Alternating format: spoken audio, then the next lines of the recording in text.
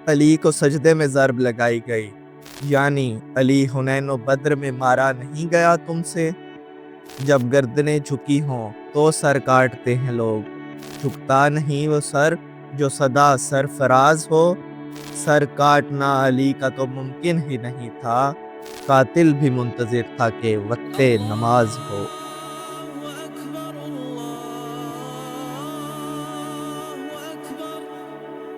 کیا امام علی علیہ السلام کا قتل صرف ابن ملجم کا انفرادی عمل تھا یا ایک منظم، خفیہ اور خطرناک سازش کا نتیجہ؟ یہ سوال تاریخ کے ضمیر پر آج بھی دستک دیتا ہے۔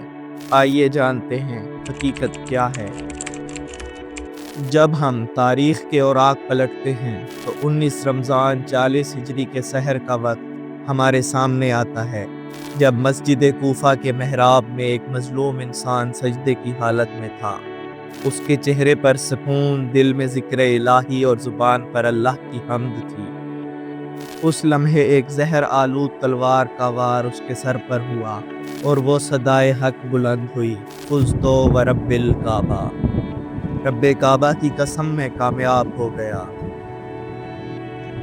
یہ مظلوم کوئی عام انسان نہ تھا، بلکہ وہ علی ابن ابی طالب علیہ السلام تھے، جنہیں پیغمبر اسلام صلی اللہ علیہ وآلہ وسلم نے فرمایا تھا، علی حق کے ساتھ ہے اور حق علی کے ساتھ ہے۔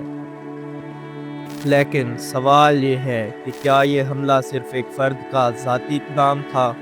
کیا عبد الرحمن ابن ملجم نے صرف اپنے بغض کی وجہ سے یہ کارروائی کی، یا اس کے پیچھے کوئی بڑی فکری اور سیاسی سازش چھپی تھی؟ جب ہم اس واقعے کا جائزہ لیتے ہیں تو صاف نظر آتا ہے کہ یہ صرف ایک شخص کا حملہ نہیں، بلکہ ایک منظم اور پرانا منصوبہ تھا، جو عدل علوی، خلافت الہیہ اور ولایتی نظام کے خلاف تیار کیا گیا تھا۔ جنگ صفین کے بعد جب امام علی علیہ السلام نے قرآن کو نیزے پر بلند کرنے والے مکاروں سے جنگ روک دی تو ان کے لشکر میں سے ایک گروہ ناراض ہو کر علیحدہ ہو گیا۔ یہی لوگ بعد میں خوارج کے نام سے مشہور ہوئے۔ ان لوگوں نے نہ صرف امام علی علیہ السلام کو نعوذ باللہ کافر کہا، بلکہ ان کے خلاف مسلسل فتنہ پھیلایا۔ سن 40 ہجری میں مکہ مکرمہ میں خوارج نے ایک خفیہ منصوبہ تیار کیا۔ ان میں سے 3 افراد نے بیک وقت 3 شخصیات کو قتل کرنے کا فیصلہ کیا۔ امام علی علیہ السلام کو قتل کرنے کی ذمہ داری عبد الرحمن ابن ملجم نے لی۔ معاویہ کے قتل کرنے کی ذمہ داری برق بن عبداللہ پر ڈالی گئی۔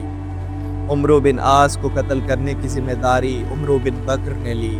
لیکن یہ منصوبہ صرف امام علی علیہ السلام کے قتل کے لیے حقیقی اور سنجیدہ تھا، تاکہ مولا علی علیہ السلام کے قاتل کو عوامی غصے کا حصہ بنا کر پیش کیا جائے۔ ابن ملجم مرادی ایک خارجی تھا جو بظاہر قاری قرآن اور عبادت گزار نظر آتا تھا، مگر اس کے دل میں امام علی علیہ السلام سے شدید بغض اور کینہ تھا۔ 19 رمضان کی شب ابن ملجم نے مسجد کوفہ میں چھپ کر امام علی علیہ السلام پر اس وقت وار کیا جب آپ سجدے میں تھے۔ تلوار زہر میں بجھی ہوئی تھی اور وار اتنا قاری تھا کہ خون کا فوارہ بہہ نکلا۔ امام علیہ السلام نے جیسے ہی سر اٹھایا، اپنے قاتل کو پہچانا اور فرمایا، فزت ورب الکعبہ۔ یہ جملہ صرف ایک مظلوم کی آہ نہیں، بلکہ حق کی فتح کا اعلان تھا۔ یہ علی علیہ السلام تھے جنہوں نے محراب میں شہادت پائی اور عدل و شجاعت کا وہ اعلیٰ نمونہ بنے جو رہتی دنیا تک مثالی ہے۔ بس یہ ثابت ہوتا ہے کہ امام علی علیہ السلام کی شہادت کسی ایک فرد کی ذاتی دشمنی کا نتیجہ نہیں تھی، بلکہ یہ ایک منظم فکری اور سیاسی سازش تھی، جس کا مقصد اسلام حقیقی کو مٹانا تھا، اور اس سازش کی قیادت وہی لوگ کر رہے تھے جو ہمیشہ امام علی علیہ السلام کی ولایت، شجاعت اور صداقت سے خائف تھے۔ ابن ملجم صرف ہتھیار تھا، وار ان ہاتھوں کا تھا جو ظاہراً مسلمان مگر حقیقت میں منافق تھے۔